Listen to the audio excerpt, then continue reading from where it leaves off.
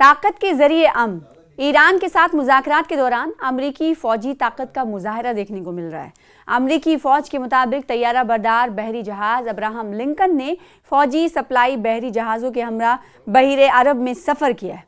अमरीकी central command CENTCOM के ऐलान के मुताबिक तैयारा बरदार बहरी जहाज USS अब्राहम लिंकन ने 2 फौजी सप्लाई बहरी जहाज़ों और अमरीकी कोस्ट गार्ड्स के 2 जहाज़ों के हमरा बहिरे अरब में सफ़र किया है, यानी उस तरफ कूच किया है।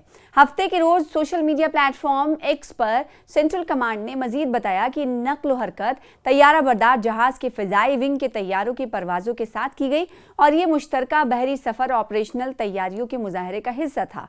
पैगाम के अख्तिताम पर ताकत के ज़रिए अमन का नारा दर्ज किया गया था। ये पेशरफ्त एक ऐसे वक्त में सामने आई है जब अमरीकी सदर डोनाल्ड ट्रंप ने ईरान के साथ होने वाले मुज़ाकरात को खुश आइंद करार देते हुए कहा है कि तेहरान शिद्दत से किसी मुआहदे तक पहुंचना चाहता है। डोनाल्ड ट्रंप ने कहा कि मुज़ाकरात का नया दौर अगले हफ्ते मुनक्किद होगा। उन्होंने इस बात का यादा भी किया कि ईरान को कभी एटमी हथियार हासिल नहीं करने दिए जाएंगे।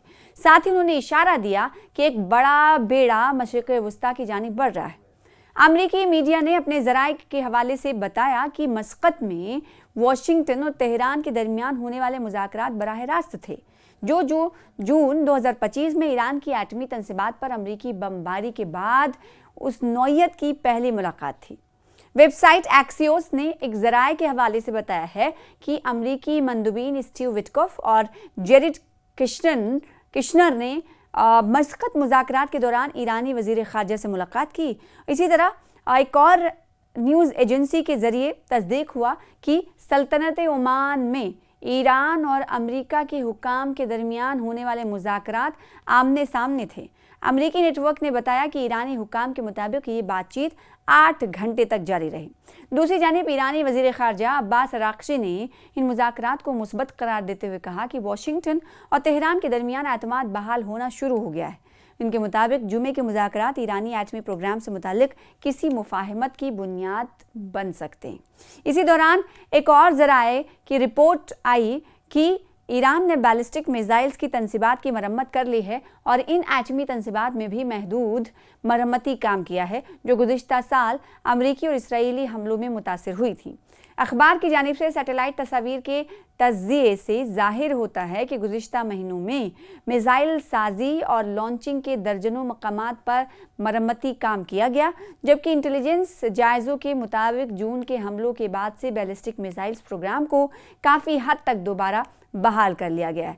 तो एक तरफ बातचीत का अमल चल रहा है और बातचीत की पेशरफ्त के बीच अमेरिका ये दिखाने की कोशिश कर रहा है कि बातचीत तो जारी है, लेकिन मेरी ताकत को भी ईरान को देखना होगा और इसीलिए अब्राहम लिंकन कूच करता हुआ बहिरे अरब की तरफ दिखाई दे रहा है। तो इसका असर क्या बातचीत पर पड़ेगा? क्या ईरान भी अपने ताकत को आने वाले दिनों में या फिर यूरेनियम अफजुदगी के हवाले से किसी तरह की वीडियो को जारी कर सकता है? जैसे माजी में हमने कई बार देखा है कि कई सारे सैन्य जो एटॉमिक ठिकाने हैं उसके वीडियोस भी ईरान की तरफ से जारी किए गए हैं। तो जहां बातचीत के अमल को खुशाइन करार दिया जा रहा है, तो दूसरी तरफ अमेरिका की तरफ से अपने ताकत का भी इजहार किया जा रहा है, ताकत का भी मुजाहरा किया जा रहा है कि देखिए हमारे पास इस तरह की ताकत है, यानी हमें कम में मत आके ईरान। तो अमेरिका और ईरान के दरमियान हो रहे मुज़ाकरात के हवाले से हमने देखा कि पहले इस मुद्दे पर सालसी मीडिएशन की गई है और मीडिएशन के साथ उससे पहले मीटिंग हुई अब्बास अराग़ची की वो तस्वीरें भी आपने देखी, जो ये दिखा रही थी कि बातचीत के अमल की शुरुआत होने वाली है। तो मुज़ाकरात कल शुरू हुआ, जिस पर दुनिया की निगाहें टिकी हुई थी। ये मुज़ाकरात खुशाइंद करार दिए गए हैं। अब्बास अराग़ची की तरफ से भी ये इस हवाले से कहा गया है। ईरान के वज़ीर दिफ़ा हैं, उनकी वज़ीर ख़ारजा हैं, उनकी तरफ से ये सीधे तौर से बात कही गई है कि हमारी जो बातचीत चल रही है वो सही तरीके से चल रही है, मुस्बत है, खुशाइंद है। इसी तरीके से अमेरिका की तरफ से भी इस पर बात अपनी तरफ से इजहार ख्याल करते हुए कहा गया है कि बातचीत जो है पॉजिटिव वे में आगे चल रही है। लेकिन इसके बावजूद अमेरिका की तरफ से अब्राहम लिंकन का बहिरे अरब की तरफ कूच करना कहीं ना कहीं ताकत का मुजाहरा ही की जानिब इशारे करता है। तो एक तरफ से ये समझा जा सकता है कि क्या अमेरिका ताकत के ज़रिए अमन का रास्ता इख्तियार करना चाहता है, यानी अमेरिका और ईरान के दरमियान जो बातचीत चल रही है, बातचीत एक तरफ और दूसरी तरफ अपना दबाव बढ़ाने के लिए ईरान के साथ ईरान को ये दिखाना कि देखिए हम इतने ताकतवर हैं।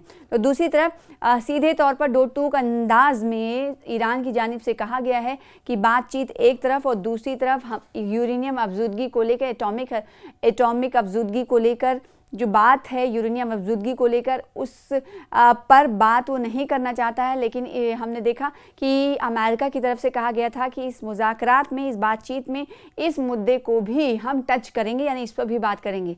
लेकिन ईरान ने पहले ही आया किया है, बात इस पर जोर देकर कही है कि हम बातचीत जारी रखेंगे, लेकिन मुज़ाकरात हम शुरू तो कर रहे हैं, लेकिन यूरेनियम अफजूदगी को लेकर ईरान किसी तरह के बैक पर जाना नहीं चाहेगा और किसी तरीके से पुश बैक के हवाले से अगर अमेरिका की तरफ से बातचीत की जाती है तो उसको टच नहीं करेगा। इस हवाले से ईरान ने पहले ही वाजे कर दिया है। लेकिन अमेरिका का ये कहना है कि वो इस पर भी बातचीत करेंगे। तो आने वाले दिनों में देखेंगे कि जब इस तनाजुर में बातचीत और मुज़ाकरात आगे बढ़ेगा तो क्या इस मुद्दे को भी टच किया जाएगा, और देखना होगा कि ईरान की तरफ से किस तरह के रद्देमल का इजहार किया जाता है। तो दूसरी जानिब आपने देखा होगा कि मुज़ाकरात और बातचीत का जो अमल शुरू हुआ है, ये एक ऐसे वक्त में शुरू हुआ है जब ईरान में जारी तशद्दुद ज़दा जो एहतजाज था वो कहीं ना कहीं कई लोगों की के जाबहक होने की खबर के बाद अमेरिका की जानिब से लगातार इंतबाह दिया गया कि ईरान अपने लोगों पर जो जुल्म कर रहा है वो जुल्म ना करे, और नहीं तो अमेरिका उस पर हमला कर देगा। और जब हमले की बात अमेरिका की तरफ से की गई तो दो टूक अंदाज में ईरान ने भी जवाब दिया था कि वो अपने इंटरनल मामलों में किसी की मुदाखलत नहीं चाहता। और इसी वजह से हमने देखा था कि पूरे दुनिया में ईरान की हिमायत में अमेरिका के और इसराइल के ख़िलाफ़ एहतजाजी मुजाहरा हुआ था। पिछले दिनों आपने देखा होगा कि अमेरिका और ईरान के दरमियान बातचीत की पेशरफ्त के हवाले से खबरें गश्त कर ही रही थी। तो दूसरी तरफ इसराइल ने कहा कि हमने वो हमला नहीं किया है। 5 शहरों में ताबड़तोड़ ब्लास्ट की खबरें सामने आई थी, जिसमें कई के घर के शीशे टूटे थे और कई हिस्से मुनहदिम हुए थे, जो गाड़ियां टूट गई थी, वो तस्वीरें आपने देखी। लेकिन उसके फ़ौरन बाद ही हमने देखा था कि इसराइल ने कह दिया था कि इस हमले में इसराइल का कोई हाथ नहीं है। और अमेरिका तो ऐसे में ये और उसके बाद हमने देखा था कि कई महीनों के बाद इसराइल के सुप्रीम लीडर अली खामनाई कई माह के बाद ज़हूर उनका हुआ था, यानी वो सामने आए थे और सामने आकर उन्होंने कहा था कि अगर अमेरिका ने इस ईरान पर हमला किया तो इसको पूरे ईरान पर हमला माना जाएगा, इलाकाई जंग मानी जाएगी, जंग की शुरुआत मानी जाएगी और उसका वैसे ही जवाब ईरान देगा। और उसके बाद हमने देखा कि ईरान के अमेरिका के बयानात में थोड़ी सी नरमी आ रही थी। डोनाल्ड ट्रंप की तरफ से जो बयानात दिए जा रहे थे उसमें नरम रवैये का इख्तियार किया गया था। उनका कहना था कि बातचीत की टेबल पर हम आना चाहते हैं, ईरान से हम बातचीत करेंगे, और बातचीत की शुरुआत के हवाले से भी कई तरह की बातों की तलकीन की गई थी, बातों का इशारा दिया गया था। और ऐसे में मुज़ाकरात पर अब दोनों ममालिक की जानिब से पेशरफ्त हो गई है। अब देखना होगा कि इस मुज़ाकरात के बाद क्या दोनों ममालिक के दरमियान जो कशीदगी थी, ऐसी हालत बन गई थी कि हमला होगा, अब होगा, तब होगा, या अमेरिका की तरफ से हमला जब ईरान पर किया जाएगा तो उसका ताबड़तोड़ जवाब ईरान देगा। ईरान ने साफ लफ्ज़ों में कह दिया था कि अगर अमेरिका किसी तरह की गुस्ताखी करता है तो उसका जवाब मुंह तोड़ अंदाज में दिया जाएगा, यानी जंग की शुरुआत हम समझेंगे कि अमेरिका ने जंग की शुरुआत कर दी है। अमेरिका भले ही जंग की शुरुआत करेगा, लेकिन ईरान ने कहा कि ख़त्म हम उस जंग को करेंगे। तो ऐसे में कहीं ना कहीं दोनों ममालिक के दरमियान जो कशीदगी थी वो कहीं ना कहीं इस वक्त थोड़ी नरम पड़ रही है, क्योंकि अमेरिका की जानिब से जो पेशरफ्त के हवाले बातचीत की पेशरफ्त का इशारा दिया गया था, उसके बाद हमने देखा कि मीडिएशन के बीच इस बातचीत मुज़ाकरात की शुरुआत हुई है। लेकिन इसका अंजाम क्या होगा, ये देखने वाली बात होगी।